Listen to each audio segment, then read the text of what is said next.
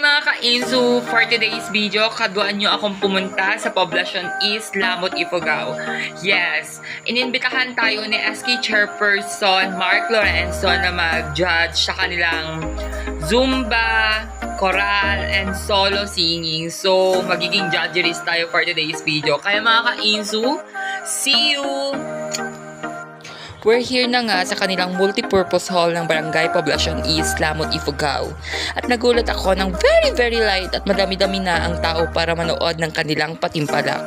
Gaganapin pala nila dito ang Kids and Adults Zumba Competition at Solo and Christmas Choral Caroling. Wow! Habang iniintay ang ibang bisita, for the dance muna sila.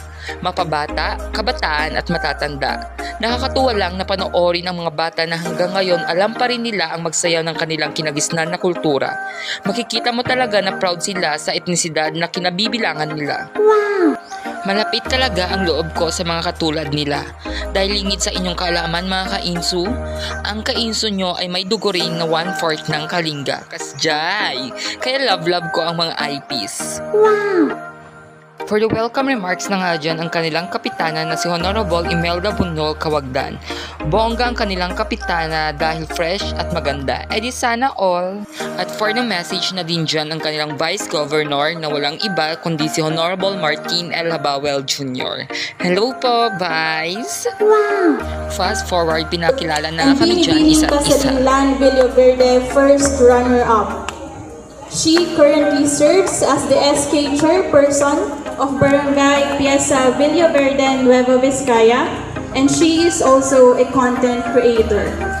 Please welcome Honorable Mark Anthony B. Pontino, also known as Queen MC Pontino.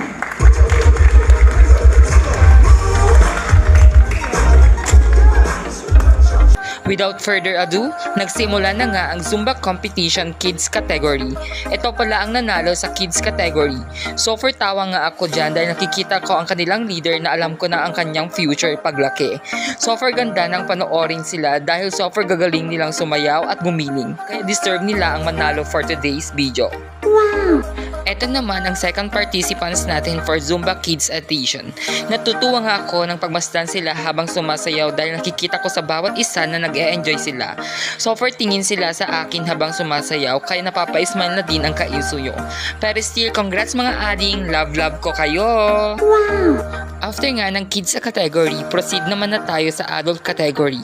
Nagulat ako kasali pala dyan ang kumari ko na si Jerbal Bata. Siguro gipit ang ate ko ngayon kaya napasali siya bigla sa patimpalak na ito. Charis, ate ko!